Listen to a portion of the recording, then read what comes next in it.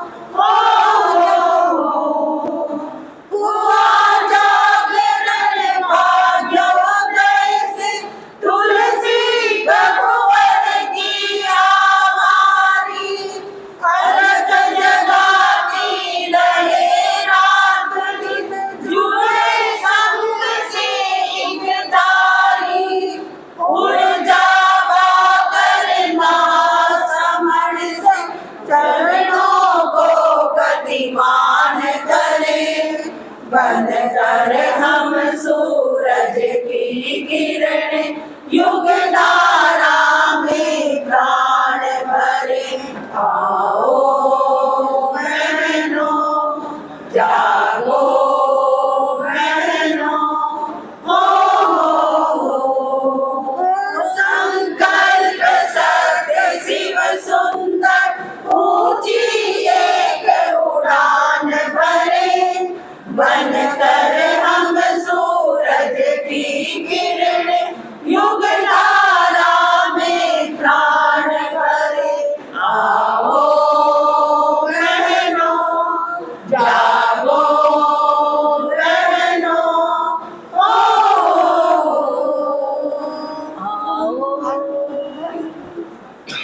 वंदन। अत्र विराजित मुनि श्री जिनेश कुमार जी एवं सहवर्ती मुनिवृंद के चरणों में मथेन वंदामी।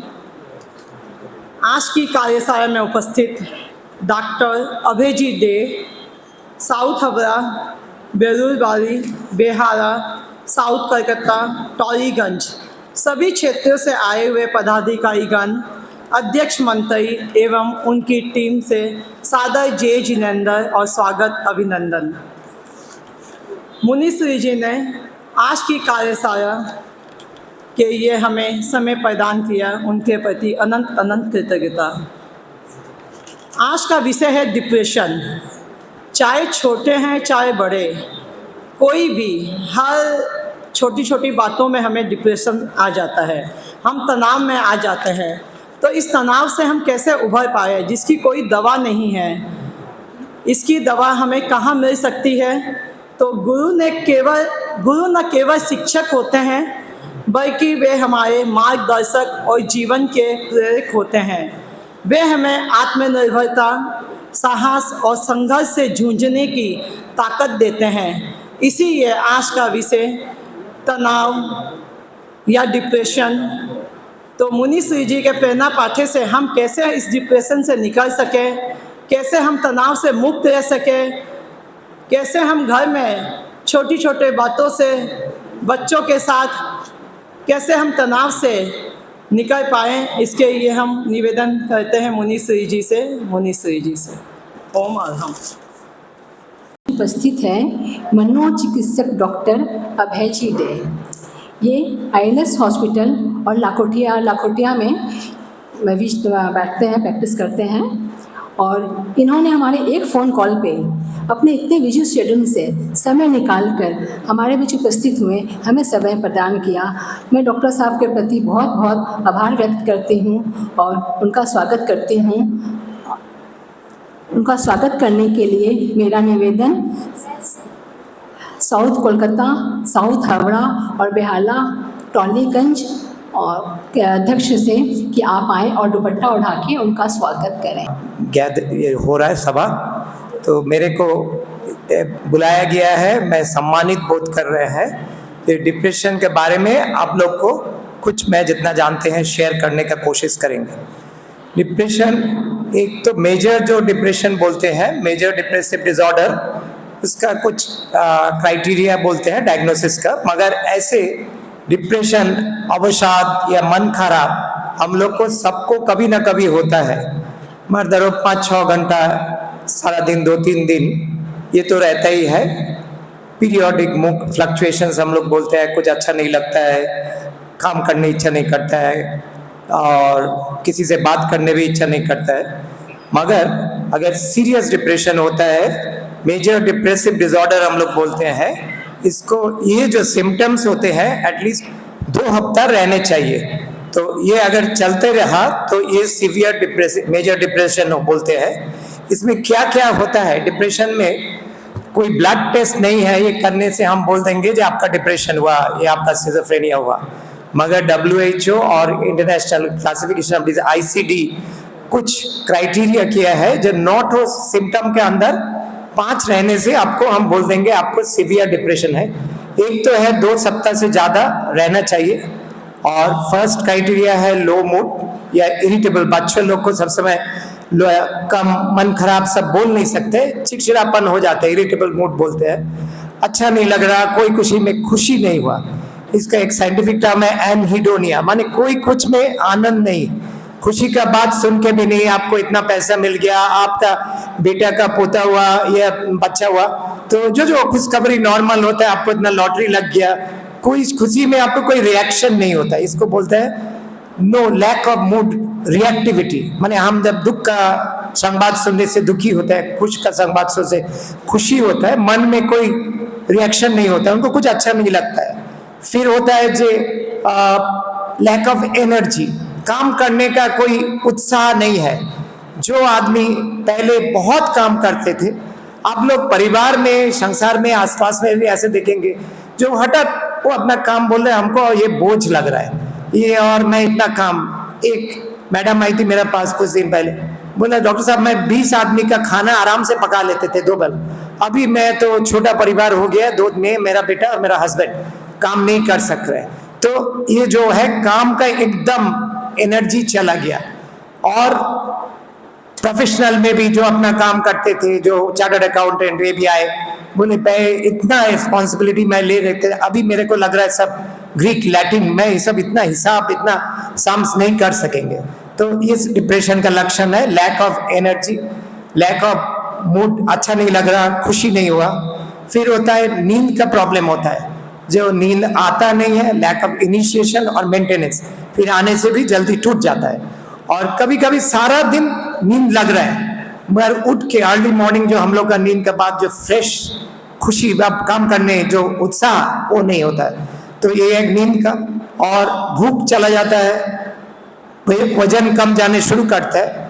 कभी कभी उल्टा होता है, बुलिमिया, वो बाइपोलर डिप्रेशन में बोलते हैं, वो अगर बाद में अगर जरूरत होगा कोई पूछेगा हम बोल सकते हैं, उसमें उल्टा होता है, बहुत खाने लगता है, मगर ये रेयर 10%, 90% में भूख चला जाता है, कुछ अच्छा नहीं लगता है। फिर होता है एनर्जी के साथ कॉन्सेंट्रेशन, कोई काम में मनोयोग देना नहीं सकता, थोड़ा काम करके अच्छा नहीं लग रहा है, दूसरा काम में चला जा रहा है। स्टूडेंट्स लोग को होता है, प्रोफेशनल्स लोग को होता है, घर में भी आप लोग जो काम करते हैं, जो खाना पकाना है, थोड़ा देर करके तो अच्छा नहीं लग रहा है, इरिटेशन हो रहा है, कॉन्सेंट्रेशन नहीं आ रहा है।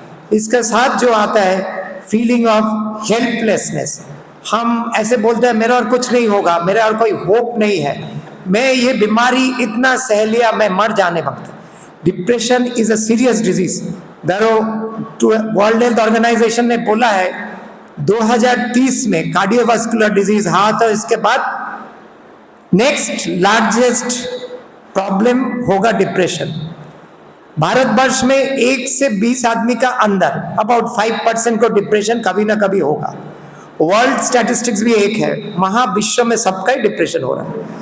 तो ये आज नहीं हुआ, कल हो सकता है, परसों हो सकता है। इसका सिम्टम्स ये होगा कुछ अच्छा नहीं लग रहा, फिर काम का एनर्जी नहीं है, किसी में उत्साह नहीं है, एकदम चुपचाप हो जाता है। इसको हम लोग साइंटिफिक टर्म में बोलते हैं साइकोमोटर रिटार्डेशन।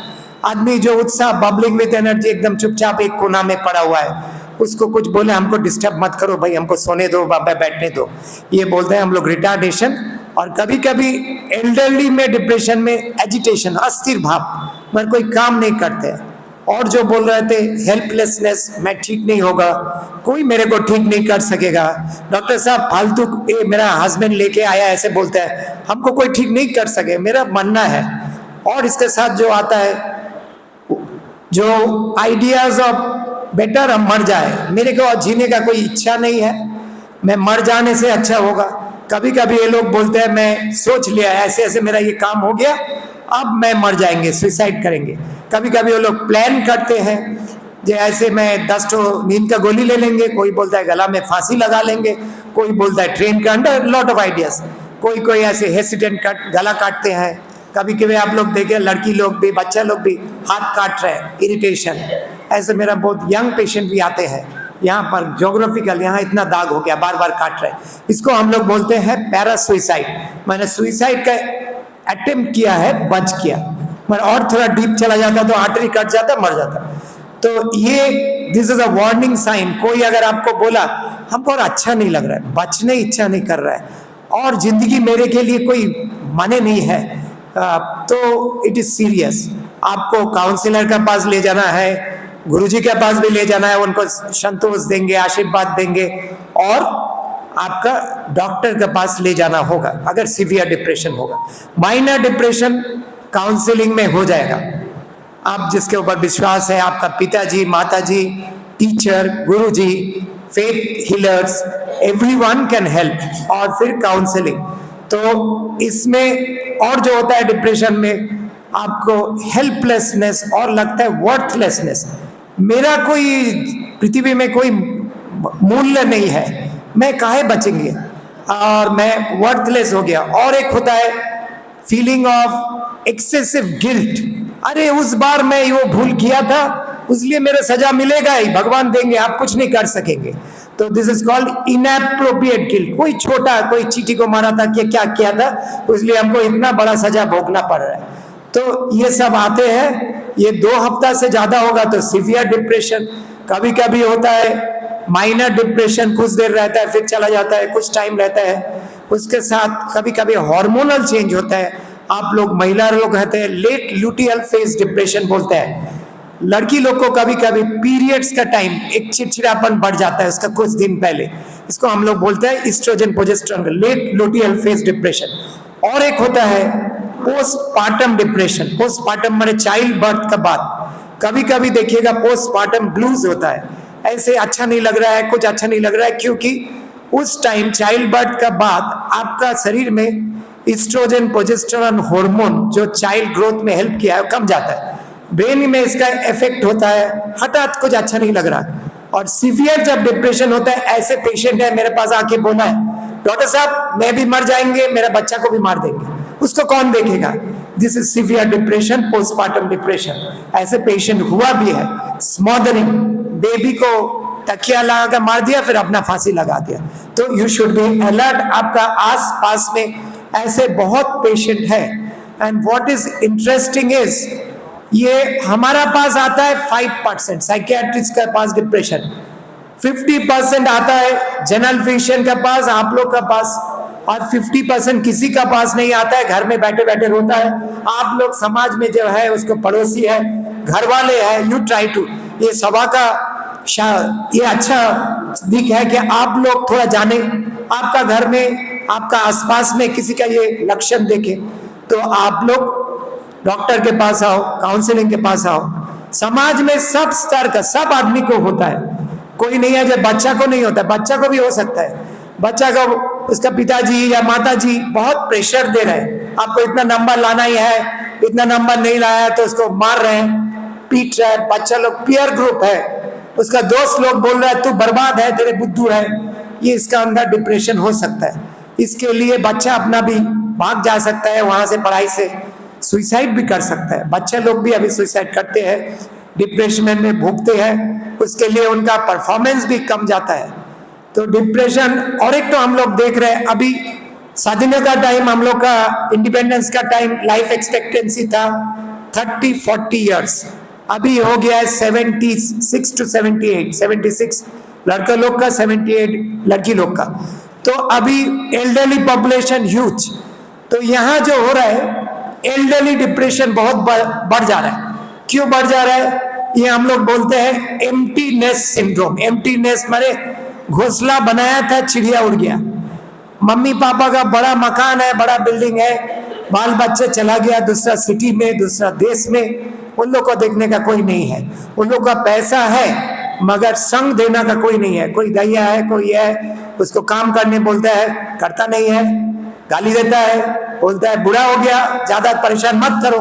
डॉक्टर को बोलता है इसको सर एक नींद का दवाई दे दे, रात में सोए, हम पास में सो जाएंगे। तो दिस इज एल्डरली डिप्रेशन, बहुत बढ़ गया है। डिप्रेशन का कारण क्या है? ये जो बोले ये सिम्टम्स, कारण है बायो साइको सोशल मॉडल हम लोग बोलते हैं। बायोलॉजिकल फैक्टर्स क्या है? जो जीन्स हैं, यू आर बॉर्न विद, बाबा माँ का अगर डिप्रेशन का बीमारी रहेगा बच्चा का होने का चांस ज्यादा है 8%, मगर मम्मी पापा का कभी भी नहीं हुआ 1 to 2%, इवन 5%। तो ये है बायोलॉजिकल फैक्टर्स। फिर न्यूरोट्रांसमीटर, ब्रेन में कुछ, जैसे आप लोग जानते हैं डायबिटीज, भंसाली जी और सब आप लोग को बोला होगा, जो शरीर में इंसुलिन कम जाने से डायबिटीज होता है। क्यों? आप खाना खा रहा है, मिठाई खा रहा है, खून में जा रहा है मगर वो एब्जॉर्ब नहीं हो रहा है। इंसुलिन रिक्वायर्ड फॉर आपका सेल में यूटिलाइजेशन। जैसे आप जो काम कर रहे हैं सब कुछ अल्टीमेटली यहां से कंट्रोल होगा, ब्रेन से, मोटर फंक्शन। यहाँ का एक हेमरेज हो गया, हाथ गिर गया, पैर गिर गया, और अगर ब्रोकास एरिया लेफ्ट साइड होगा, बात बंद हो गया, क्योंकि यहां से हम बात मोटर एरिया। तो डिप्रेशन में भी हम बोलते हैं फंक्शनल डिसऑर्डर। क्यों बोलते हैं? आप लोग अभी सब जानते हैं मोबाइल, कंप्यूटर होता है, कंप्यूटर में क्या होता है? Switch, soft disk, hard disk, और कुछ होता है सीपीयू। ये है आप जो देख रहे हैं, मगर इसमें कंप्यूटर चलेगा, उसके साथ what you need is the program, that is the software. हमारा जो ब्रेन चलता है, हमारा सॉफ्टवेयर, थॉट प्रोसेस, जन्म का टाइम मम्मी पापा, हम लोग का टीचर्स, ये लोग से जो हम सीखा है, ये थॉट प्रोसेस से मेरा ब्रेन चलता है। इसके लिए कुछ केमिकल चलता है, ब्रेन का कुछ खाना लगता है, न्यूरोट्रांसमीटर हम लोग बोलते हैं। मेन है सेरोटोनिन, डोपामिन, नॉरएड्रेनालिन। ये जब स्ट्रेस, मानसिक चाप से कम जाता है तब स्ट्रेस में एंजाइटी, डिप्रेशन होता है। ये है बायोलॉजिकल फैक्टर्स। इसके लिए आपको डॉक्टर के पास आना है, हम लोग दवाई देंगे, आपको ब्रेन में सेरोटोनिन, डोपामिन बढ़ेगा, but that is not all. इसका साथ है साइकोलॉजिकल फैक्टर्स और सोशल फैक्टर्स। साइकोलॉजिकल फैक्टर्स क्या है? आप कठिन परिस्थिति में, आपको मम्मी पापा, आपका टीचर, स्कूल कैसे training, how to face stress, ability to bounce back from stress, इसको हम लोग बोलते हैं रेजिलेंस। कोई आदमी बहुत जल्दी टूट जाता है, कोई आदमी कठिन परिस्थिति को भी फेस कर सकता है, अपने आप फेस करता है आसपास आदमी को, that is resilience. Psychological factors, आप कैसे अपब्रिंगिंग, आपका मम्मी पापा, आपका टीचर, आपका एक्सपीरियंस, लाइफ एक्सपीरियंस क्या सिखा रहा है। और जो कारण है sorry, social factors. Social factors क्या हो सकता है?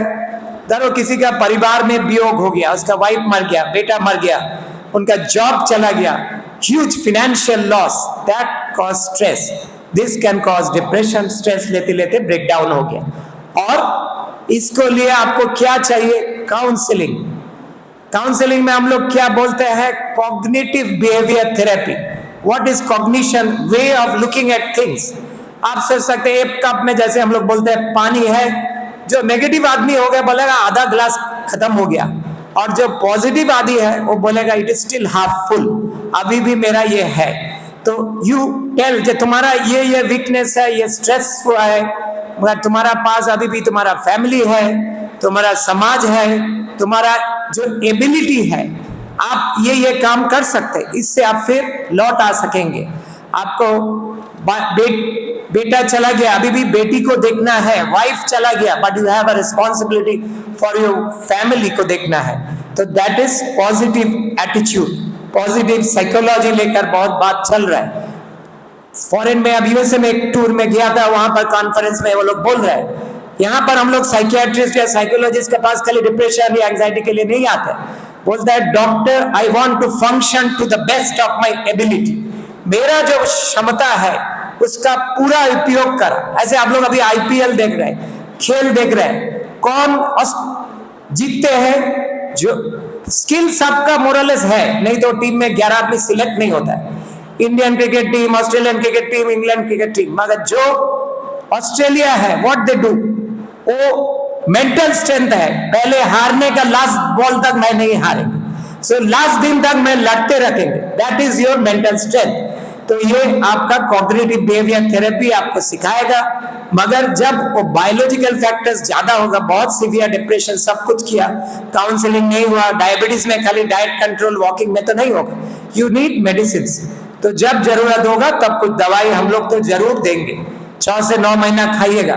उसके बाद अगर आप काउंसलिंग खाली आपको साइकोलॉजिस्ट नहीं कर सकते, आपका पड़ोसी कर सकता है, आपका मम्मी पापा, आपका भाई बहन कर सकते हैं। और महाराज जी ये लोग सब, they are very good counsellors, आपको ऊपर दिखाएंगे जो देखो तेरे साथ जान है और क्या इसका निदान है। अब मेरा निवेदन हम सभी बहनों की तरफ से मुनि श्री से करती हूँ प्रेरणा पाथ्य हेतु।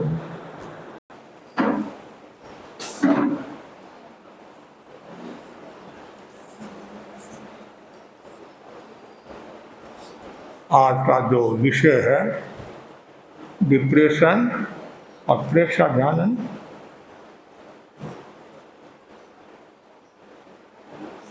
21वीं सदी में अनेक समस्याएं आविर्भूत हुई है। उनमें एक समस्या है तनाव। तनाव की समस्या आज एक व्यापक समस्या बन गई है। वे न तो समय पर सो पाते हैं और न समय पर जाग पाते हैं। इस समस्या से जो संत्रस्त लोग हैं, कभी भी आत्मा का उत्थान कर नहीं पाते हैं और न समय का सही नियोजन कर पाते हैं। तनाव से राहत पाने के लिए काफ़ी लोग दवाओं की शरण में जाते हैं और किसी की शरण में जाते हैं मादक और नशीले पदार्थों का सेवन कर वे अपना आपा भूल जाते हैं। मनुष्यता को खूंटी पर टांग कर ऐसे व्यक्ति पाशिक व्यवहार करने लगते हैं। कुछ व्यक्ति अवसाद में चले जाते हैं और जीवन से निराश होकर आत्महत्या तक कर लेते हैं। ऐसे लोगों के लिए प्रेक्षा ध्यान एक संजीवनी बूटी का कार्य करती है। प्रश्न खड़ा होता है, तनाव क्या है? तनाव का मतलब खींचाव। तनाव 3 प्रकार का बताया है, शारीरिक तनाव, मानसिक तनाव, भावनात्मक तनाव। शारीरिक तनाव क्या है? शरीर से जो उत्पन्न होता है। मानसिक तनाव क्या? मन से जो उत्पन्न होता है। भावनात्मक तनाव क्या है? जो भाव से उत्पन्न होता है। शारीरिक तनाव से मानसिक तनाव ज़्यादा खतरनाक होता है और मानसिक तनाव से भावनात्मक तनाव ज़्यादा खतरनाक होता है। फिर प्रश्न खड़ा हुआ, व्यक्ति डिप्रेशन में क्यों आता है, तनाव में क्यों आता है? सीधी सरल भाषा में, मन के अनुकूल काम नहीं हुआ, आदमी तनाव में आ गया। मन के अनुकूल भोजन नहीं मिला, तनाव में आ गया। मन के अनुकूल परीक्षा में नंबर नहीं आए, तनाव हो गया। मन के अनुकूल पढ़ाई नहीं हुई, तनाव आ गया। मन के अनुकूल व्यापार नहीं हुआ, तनाव आ गया। और मन के अनुकूल परिषद नहीं हुई तो भी तनाव आ गया। तो तनाव के एक नहीं अनेक कारण हैं और साथ साथ में ईर्ष्या, प्रतिशोध, जैक, इनके कारण भी तनाव होता है। निराशा के कारण भी कोई कार्य नहीं हुआ, निराशा हुई, ये तनाव आ गया।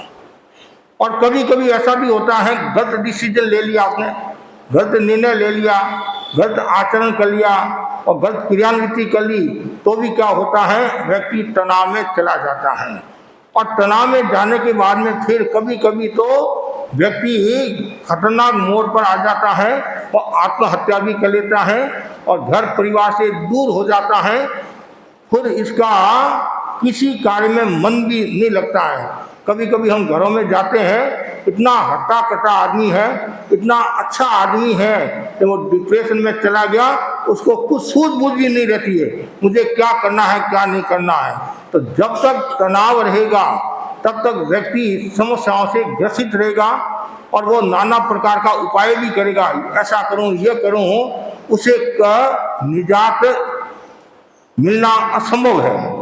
यदि वो संसारिक कुछ प्रयोग भी कर लेता है तो जितना उसको लाभ मिलना चाहिए उतना लाभ नहीं मिलता है। तो आप लोग कहते हैं, कुछ लोग कहते हैं भाई नशा करने से तनाव दूर हो जाता है, नशा करने से और तनाव पैदा होता है। क्यों? दूसरी बीमारियां और शुरू हो जाती हैं।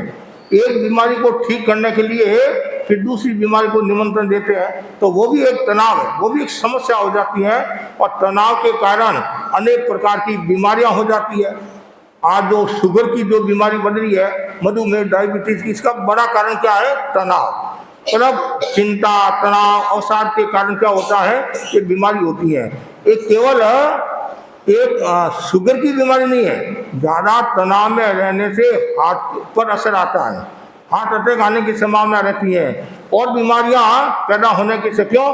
शुगर होगी तो कभी कभी और ये किडनी पर भी असर आता है और हार्ट पर असर आता है और कभी कभी ज़्यादा व्यक्ति तनाव में, ईर्ष्या, प्रतिशोध में रहता है तो अल्सर की बीमारी हो जाती है, पेट में जो घाव, अल्सर की बीमारी। तो ये शारीरिक बीमारियां और मानसिक तनाव के कारण फिर आदमी में सहनशीलता, धीरता, मृदुता, सरलता का विकास नहीं होता। क्यों? वो तनाव में रहता है तो छोटी छोटी बातों में क्या होता है, उसको गुस्सा आने लग जाएगा, नेगेटिव भाव आना लग जाएगा और फिर वो किसी के साथ में प्रेम और स्वाहा से नहीं रहेगा। ऐसे ही भावनात्मक में क्या होता है, आर्त और रौद्र, जहाँ जो पीड़ा है, हिंसा का भाव है, भोग का भाव है, असंयम का भाव है, तो वहाँ तनाव पैदा होगा। ये सब कारण है। शारीरिक तनाव से शारीरिक बीमारियां होती है, मानसिक तनाव से मानसिक बीमारियां होती है, भावनात्मक तनाव से भावनात्मक बीमारियां होती है। और व्यवहार में भी हम देखते हैं, मतलब शरीर एकदम कमज़ोर हो जाता है, बोलने की क्षमता भी नहीं रहती है, सोचने की क्षमता नहीं रहती है और वो कोई भी कार्य करती है तो उल्टा होता है। कभी कभी मेरा मुझे सूझबूझ ही नहीं रहती, मुझे क्या करना है। और ये इस प्रकार के जो व्यक्ति होते हैं वो कभी राजी रहते हैं तो कभी नाराज भी हो जाते हैं, क्षणे रुष्टा क्षणे तुष्टा। तो ये अवसाद की बीमारी बड़ी खतरनाक बीमारी होती है और अवसाद की बीमारी के कारण, तनाव की बीमारी के कारण खुद तो परेशान होता ही है, परिवार वालों को और परेशान कर लेता है, आसपास के लोगों को परेशान कर लेता है और ज़्यादा तनाव में रहता है। फिर वो कुछ न कुछ बोलता भी रहता है, उसके मतलब बोल नहीं रहता है मुझे क्या बोलना क्या नहीं बोलना। और एक सबसे बड़ा जो कारण बताया है, विवेक का अभाव। विवेक का अभाव होता है तब तनाव पैदा होता है। मतलब कैसे खाना, कैसे पीना, कैसे बोलना, कैसे चलना, कैसे रहना, कैसे कहना, इनका यदि बोध नहीं होता है तो तनाव पैदा हो गया। जैसे आपने किसी बहन को कोई कटु वचन कह दिया तो सामने वाले वापिस तुम्हारे को कुछ कहा, ये तनाव में आ गया। तनाव में है तो इसलिए विवेक का जागरण। अब तनाव से मुक्ति कैसे पाई जाए, तो हम भगवान महावीर के आभारी हैं जिन्होंने ये ध्यान साधना पद्धति दी और ध्यान साधना पद्धति के द्वारा हम तनाव मुक्ति का जीवन जी सकते हैं। और आचार्य तुलसी और आचार्य महाप्रकृति के हम आभारी हैं जिन्होंने तनावग्रस्त नौनिहाल युवा पीढ़ी और वृद्ध लोगों के लिए एक क्या दिया है, एक आयाम दिया, एक टॉनिक दिया, एक औषधि दी है, एक संजीवनी दी है। वह क्या है? प्रेक्षा ध्यान। तो प्रेक्षा ध्यान की साधना के द्वारा हम तनाव से छुटकारा पा सकते हैं। ऐसे ऐसे लोगों को हमने देखा वो तनाव में मतलब डिप्रेशन में चले गए, और जब आदमी ज़्यादा डिप्रेशन में होता है तो कभी कभी वो बेहोश अवस्था में भी चला जाता है, लेकिन गुरुदेव ने ऐसे प्रयोग कराए तो वो डिप्रेशन से बाहर आ गया। कभी ऐसा भी हो डिप्रेशन, वो प्रेक्षा ध्यान की साधना के द्वारा व्यक्ति तनाव से छुटकारा पा सकता है, अवसाद और चिंता से मुक्त हो सकता है। और प्रेक्षा ध्यान के तो 4 चरण बताए हैं, उनमें एक महत्वपूर्ण चरण क्या है, कायोत्सर। कायोत्सर के द्वारा व्यक्ति तनाव से छुटकारा पा सकता है। और आप जानते हैं ध्यान की पृष्ठभूमि क्या है, कायोत्सर्ग है। ध्यान की पृष्ठभूमि क्या है, कायोत्सर्ग है। और कायोत्सर्ग की साधना के द्वारा व्यक्ति शारीरिक, मानसिक और भावनात्मक स्वास्थ्य को प्राप्त कर सकता है। निरंतर यदि वो कायोत्सर्ग करता है तो उसका शरीर भी स्वस्थ रहेगा, मन भी स्वस्थ रहेगा, भाव भी स्वस्थ रहेगा। और आपको पता है साधु की हर क्रिया में कायोत्सर्ग का विधान है, हर क्रिया में कायोत्सर्ग का विधान है। जब साधु गोष्ठी के लिए जाता है, बाहर किसी को दर्शन देने के लिए जाता है, पंछी समिति के लिए जाता है, प्रतिगमन करता है, प्रतिलेखन करता है, तो सब में कायोत्सर्ग अनिवार्य होता है। कायोत्सर्ग अनिवार्य होता है, थोड़ी देर के लिए करो, ज़्यादा करो, जैसा उसका विधान है। तो कायोत्सर्ग का बहुत बड़ा महत्व है। और निरंतर व्यक्ति यदि कायोत्सर्ग की मुद्रा में रहे और तो कभी कभी वह बहुत बड़ी शक्ति संपदा को प्राप्त हो सकता है। और आपने नाम सुना होगा चंद्रावतंसक राजा, चंद्रवतंसक राजा का नाम सुना होगा। वो पोषशाला में पोषण कर रहा था और साधना कर रहा था। इधर उसकी जो दासी ने वो दीपक जला कर रखा हुआ था, दीपक का। तो दासी सजग थी कि राजा का अपना काम हो जाए या सो जाए, काम हो जाए, तब तक ये दीपक, जैसे वो सोए मैं दीपक को बुझाऊं। इधर क्या होता है, राजा तो अपनी साधना में है और वो दीपक बुझता है तो उसमें और घी डालती है तो वापिस वो प्रज्वलित होता है। इधर राजा ने क्या संकल्प किया कि जब तक दिया जलता रहेगा तब तक मैं कायोत्सर्ग की मुद्रा में रहूंगी। परिणाम ये आया, घाती कर्मों को क्षीण किया और केवल ज्ञान हो गया। आप कहेंगे ये तो सस्ता सौदा है, मैं भी पोषशाला में बैठ जाऊंगी और दासी को, कावड़ी को कह दूंगी कि तुम दिया जला देना, और लेकिन ऐसे काम होता नहीं है। वैसे परिणाम, वैसी भावधारा होती है, तब जाकर व्यक्ति आगे बढ़ता है। तो कायोत्सर्ग का बहुत बड़ा महत्व है। हमारे उत्तराधीन सूत्र में भी बताया है और आगमों में भी बताया है। और साधु के लिए का बार बार कायोत्सर्ग करता जाए, कायोत्सर्ग करता जाए। और जिनको नींद नहीं आती है, और नींद नहीं आने का एक कारण क्या है, तनाव है। कि दिन भर का अब व्यापार करते हैं आदमी, तो सुबह से लेकर दिन रात तक, शाम तक, जब तक नहीं सोए तब तक वो तनाव में रहते हैं, सोचते रहते हैं। और ज़्यादा सोचना भी क्या है, एक तनाव अवसाद का कारण बन जाता है। कभी कुछ लोग ऐसे हैं बहुत सोचते हैं, इतने सोचते हैं, चलते चलते सोचते रहते हैं। और कभी कभी चलते चलते बात भी करते थे। हम सोचते हैं किससे बात करा है, आजकल तो ये मोबाइल आ गया नहीं, आई फोन कान में थे। और हम कभी कभी कुछ लोग तो पहले तो ऐसा सोचते थे कोई पागल आदमी है, पागल आदमी है। अब तो व्यक्ति जानबूझकर पागल हो रहा है, जानबूझकर पागल हो रहा है। तो ज़्यादा सोचना, अति सोचना, ये सब बताया नहीं, कितना सुंदर बताया है। युक्ताहार विहार से युक्त चेतस्य कर्मसु युक्त सपनाए बोधाय योगा भवती दुखा। जो ज़्यादा आहार करता है तो वो भी एक तनाव का कारण हो जाता है। ज़्यादा नींद लेता है वो भी एक तनाव का कारण हो सकता है, दुख का कारण हो सकता है।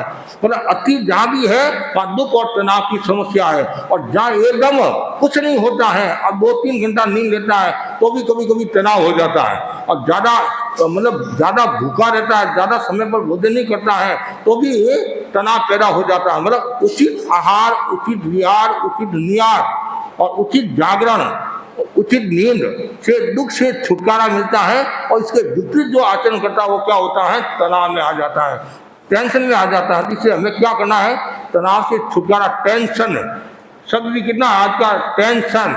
जब हम बेंगलोर के अंदर से एक भाई आया कि मेरा लोग बोलते हैं मैं टेंशन में हूँ, टेंशन में हूँ, पर ये सब झूठे है। कोई भी व्यक्ति टेंशन में नहीं है, मैं एक टेंशन में हूँ। आप कैसे, मेरे टेंशन है मतलब 10 लड़के हैं। क्या है, टेंशन टेंशन, मेरे 10 लड़के हैं और किसी के 10 लड़के नहीं है, ये सब जीते हैं, सब जीते हैं। और 10 लड़कों को भी पालना वो भी एक टेंशन है, वो भी एक टेंशन है। आज तो एक बच्चे को पढ़ाना है, एक बच्चे को पालना वो भी एक बड़ा टेंशन होता है। एक बच्चे को आप भोजन कराते हैं, कभी कभी देखते हैं बच्चा आगे मम्मी पीछे घूमती रहती है और बेटा ले और 1 घंटा में भोजन करता है, फिर भी माँ बड़ी प्रसन्नता के साथ कहती है मेरा बेटा बहुत सारा है, 1 घंटा में काम हो गया, उसका 2 घंटा में। तो वो एक अलग रूप में मूल बात है। टेंशन तो पग पग पर है, लेकिन टेंशन आप बार बार को मेरे टेंशन है तो बीमार हो जाओगे। कुछ तो अनावश्यक टेंशन, कोई लेना नहीं देना नहीं। आप यहाँ बैठे हो, ध्यान से आप यहाँ बैठे हो, कोई लेना देना नहीं, मन में आ गया कोई छत गिर गई तो, और ये टेंशन हो गया। अरे कोई आ गया तो, मैं घर में अकेली हूँ, कोई डाकू आ गया तो, कोई पुलिस वाला आ गया तो, ये टेंशन। अरे क्यों सोचते, अनावश्यक क्यों सोचना? जो जिसमें सोचना है उसमें तो आप सोचते नहीं हो, और जिसमें नहीं सोचना है उसमें आप सोचते हैं, तब तनाव होता है। यदि आप अच्छा सोचोगे नहीं, लुक एट पॉजिटिव, तो कभी भी आप तनाव में नहीं रहोगे। क्यों? भाव शुद्ध रहेगा, और भाव शुद्ध रहेगा तो आपका कल्याण हो जाएगा।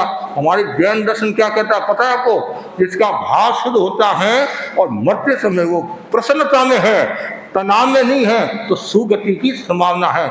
तो बस मैं इतना ही आपको कहना चाहता हूँ। जितने भी आप भाई बहन, भाई तो एक ही है, सब बहन ही है, बहनें हैं, बहनों को कहना चाहूँगा। और कभी कभी क्या होता है, भाइयों की अपेक्षा बहनों को भी ज़्यादा तनाव रहता है। कुछ बातों में बहनों को भी जना घर का तनाव रहता है, समय पर भोजन नहीं मिला, समय पर सामग्री नहीं आई, समय पर कार्य नहीं हुआ। और कभी कभी तो जानबूझकर तनाव पैदा कैसे, देखो बार बार देखो पड़ोसी का घर, देखो पड़ोसी का बंगला बन गया, हमारे बंगला नहीं बना, हमारे बंगला नहीं बना, हमारे बंगला, बार बार वो रटन करती है तनाव में। और ये नहीं भगवान का नाम लूँ, पड़ोसी समाई करती, मैं 2 समय करूँ, वो तो आपको याद नहीं आता है कि पड़ोसी के घर में ये हुआ, पड़ोसी के घर में ये हुआ। कि आदमी दुखी क्यों, पड़ोसी सुखी क्यों? आदमी दुखी क्यों, पड़ोसी सुखी क्यों? अरे पड़ोसी सुखी है, पड़ोसी के घर में भैंस है, तो कम से कम छाछ तो आपको मिलेगी ना कड़ी बनाने के लिए। कि नहीं, वो सुबह जब बिलोना करती है छाती में धमीरा बाजे, हाँ हे भगवान उसकी भैंस मर जाए, हम दोनों एक शरीर की हो जाए। ये भाव अशुद्ध हो गया, तनाव पैदा हो गया। तनाव पैदा हुआ कि नहीं हुआ? तो क्यों हम जानबूझ कर अपने पैरों पर कुल्हाड़ी मारे? इन तनाव से छुटकारा पाओ, उसके लिए निरंतर प्रेक्षा ध्यान की साधना करते रहो। दीर्घ श्वास का प्रयोग है, और भी कई प्रयोग है, और जप है, तप है, सिद्धा सिद्धा, खाली और कुछ नहीं याद है, खाली सीधा सीधा बोलते रहो तो भी मानसिक प्रसन्नता रहेगी। और कुछ याद नहीं रहे तो उल्टा नौका मंत्र गिनते जाओ तो भी प्रसन्नता रहेगी। प्रसन्नता जरूरी है। आप जानते हैं प्रसन्नता को खाने वाली कौन है? प्रसन्नता को खाने वाली कौन है? चिंता। चिंता डाकिनी है नहीं, एक चिंता और चिंता कहते नहीं।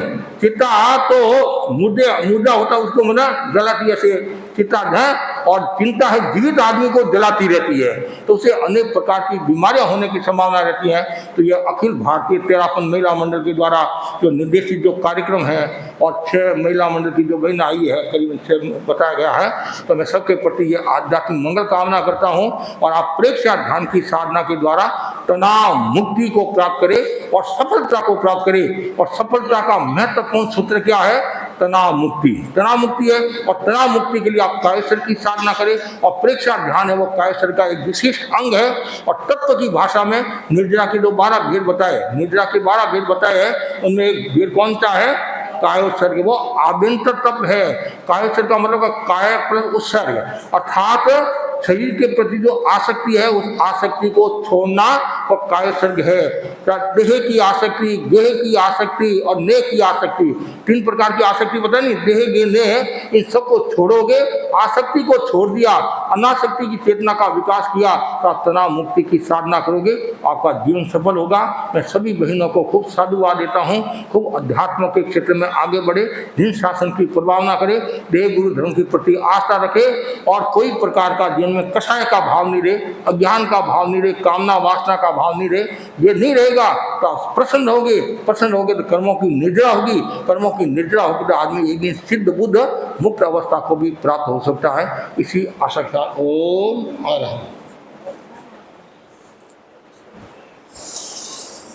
अच्छे तरीके से बस समझाया कि हम कैसे तनाव से मुक्त रह सकते हैं, तनाव का क्या कारण है और प्रेक्षा ध्यान और कायोसर्ग करके हम कैसे इससे बच सकते हैं। मुनि श्री जी के प्रेरणा पाथ्य को हम हमेशा अपने जीवन में उतारते रहें तो हमारा जीवन जरूर सफलतम बनेगा। मैं बहुत बहुत कृतज्ञता ज्ञापित करती हूँ मुनि श्री जी के प्रति कि उन्होंने हमें एक बार कहने पर ही सहज स्वीकृति देते हुए अपना अमूल्य समय प्रदान किया। सभी महिला मंडल की तरफ से मैं मुनि श्री जी के प्रति अनंत अनंत कृतज्ञता ज्ञापित करती हूँ। डॉक्टर साहब चले गए हैं, उनका ही बहुत बहुत आभार। और मैं सभी बहनों का और सभी क्षेत्र के अध्यक्ष मंत्री पदाधिकारी आई हुई बहनों का आभार व्यक्त करती हूँ। आपकी उपस्थिति से ये कार्यक्रम अच्छे से हो सका, उपस्थिति सबसे ज़्यादा मान्य रखती है। पुनः मुनि श्री जी के प्रति बहुत बहुत आभार, बहुत बहुत कृतज्ञता ज्ञापित करती हूँ। ओम अरहम। मेरा निवेदन प्रेक्षा ट्रेनर अंजू जी सिपाणी से फिर बाद में आंखें कोमलता के साथ बंद।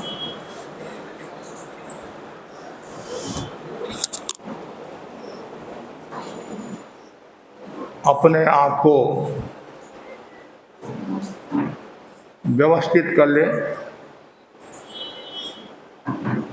आंखें कोमलता के साथ बंद। कोई भी आसन का चुनाव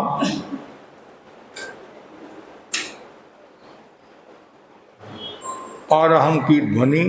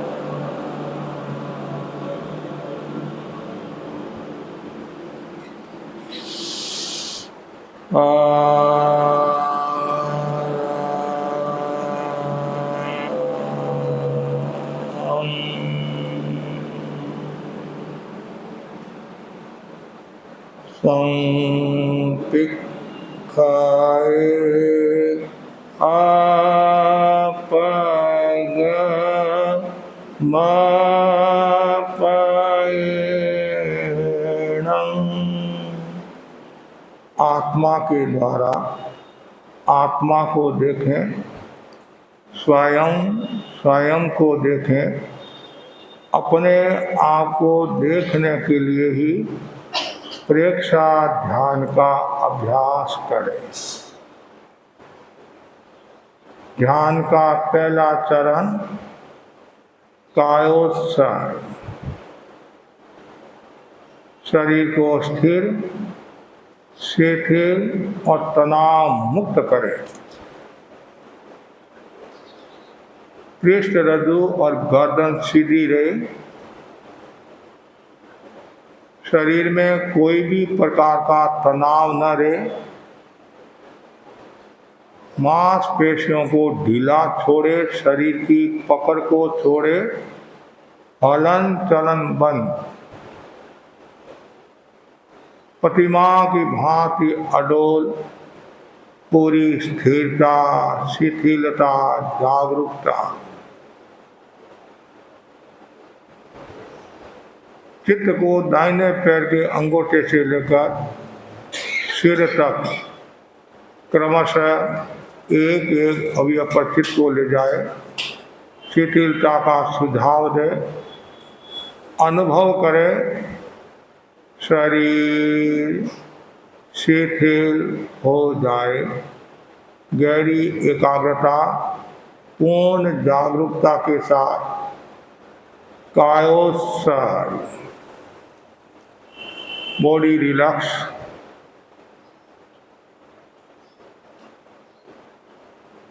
एक एक अवयव पर चित्त को ले जाए।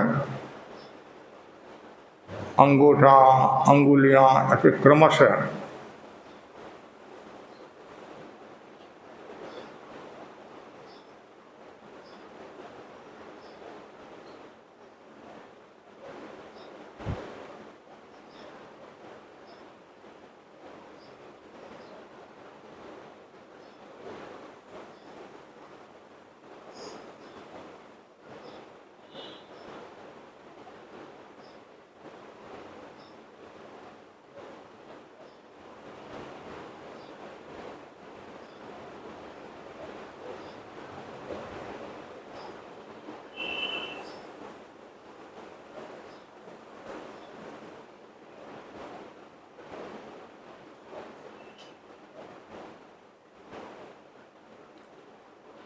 अनुभव करें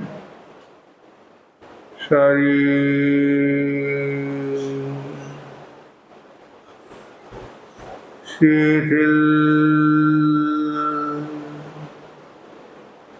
हो जाए, शरीर शिथिल हो जाए। अनुभव करें प्रत्येक मांसपेशी, प्रत्येक स्नायु, शिराएं, धमनियाएं शिथिल हो जाए, शिथिल शिथिल रिलैक्स रिलैक्स हो जाए।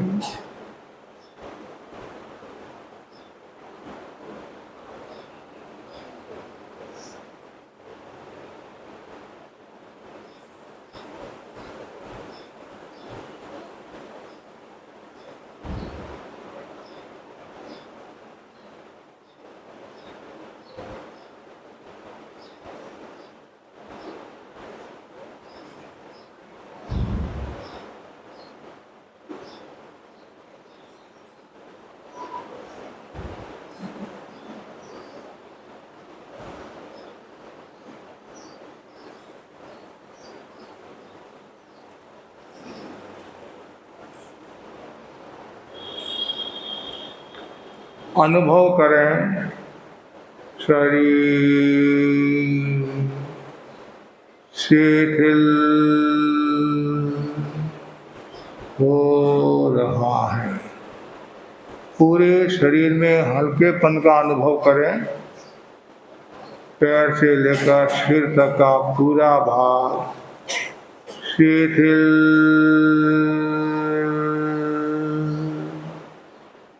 शिथिल हो रहा है।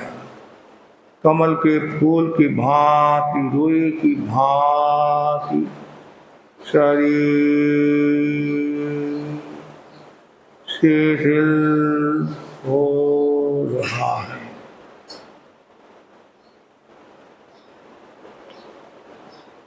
पैर से लेकर सिर तक का पूरा भाग शिथिल